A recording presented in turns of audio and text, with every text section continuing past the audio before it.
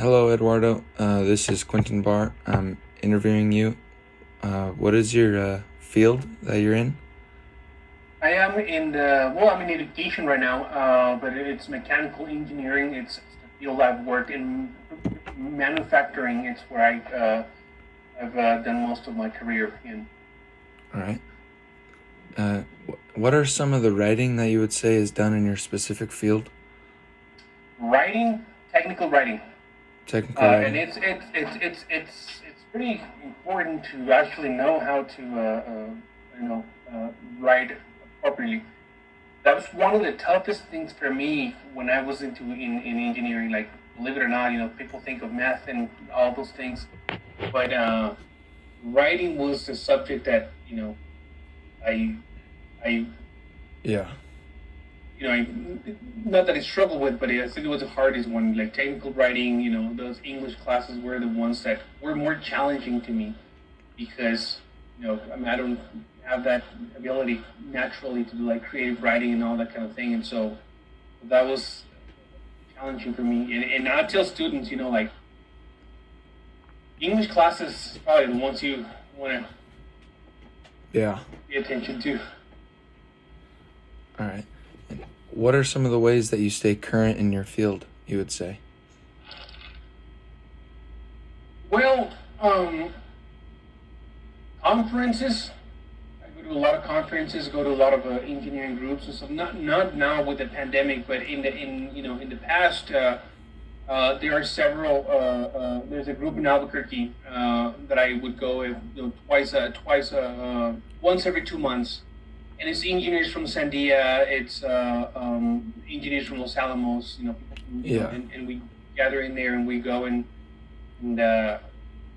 that's one of the things. The other one is conferences, reading the internet and that sort of thing.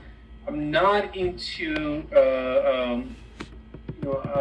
I'm not on the floor in those kinds of things. I'm more into like education now, right? But Yeah. definitely staying in touch with those types of groups, and that really helps. And work, right? I mean, work Yeah. gets you up to date. So. Yep. And what was some of the professional training and or education that you have or still receiving? So one of the things that like in this class, for example, right? When I first I first learned this in school, okay, and then as I moved into when I said this, I mean SolidWorks, right? The design. I do a lot of design work. When I first got out of school, like it was just a class for me that I took. Okay? But then I got into design at work, and then I moved to another facility where I was doing a lot of design work and a lot of designing Yeah. agricultural equipment, testing, and a lot of things. And so this type of software is not only they're not only for design and making pretty pictures, but also to analyze and do engineering work. It's an engineering tool. That's what it is. And so I do a lot of conferences and stuff like that to stay current with it, right? Yeah. And that sort of thing. So. All right. And what advice would you give to someone aspiring to become a professional in the field of engineering? It's hard. Don't think it's easy, Yeah. but it pays off. It Yeah. pays off, and it's something that and a lot of people don't attempt that because I don't want to do that. But it really pays off if it's something that you enjoy doing. If you're the world has a shortage of engineers. Yeah. You will always have an offer on your table, right?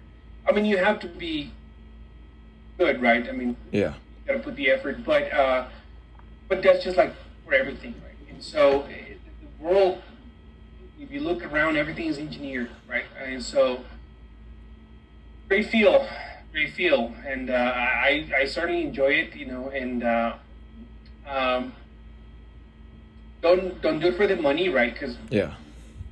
but but uh, but if you enjoy this, it's hard, but it will pay off. All right.